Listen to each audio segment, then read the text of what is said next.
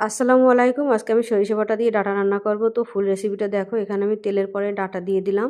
তারপর দিয়ে দিলাম আমি হলুদ এবং লবণ দিয়ে একটু পানি দিয়ে দিলাম। দিয়ে ভালোভাবে কষিয়ে নেব।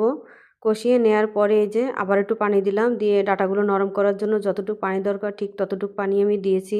কারণ ডাঁটাগুলো যত নরম হবে তত ভালো লাগবে। এখন আমি দিয়ে দেব সরিষা বাটা, রসুন বাটা এবং কাঁচা ঝাল বাটা দিয়ে আবার একটু কষাই নেব ভালোভাবে। দেখো এই যে আমার কষানো শেষ। এখন আমি দিয়ে দেবো এখানে গরম পানি দিয়ে পরিমাণ মতো গরম পানি দিয়ে দেবো। দিয়ে দেওয়ার পরে একটু নাড়াচাড়া দিয়ে তারপরে আমি ঢাকনা দিয়ে দেবো। ঢাকনা দেওয়ার পরে তারপরে এই যে দেখো আমার ডাটার কালারটা কত সুন্দর হয়েছে এবং ডাটাগুলো নরমও হয়ে গেছে। এবার দিয়ে দিলাম কাতলা মাছের পেটি এবং ট্যাংরা মাছ দিয়ে দিলাম জিরা বাটা এবং পেঁয়াজ বাটা। জিরা বাটা এবং পেঁয়াজ বাটাটা আমরা মাছ দেওয়ার পরেই দিয়ে দিই। দিয়ে আবার একটু ঢাকনা দিয়ে দিলাম। এই যে দেখো ফাইনালি লুক। অসাধারণ রান্না হয়েছে। এভাবে তোমরা ডাটা রান্না করে খাবে, খুব টেস্টি।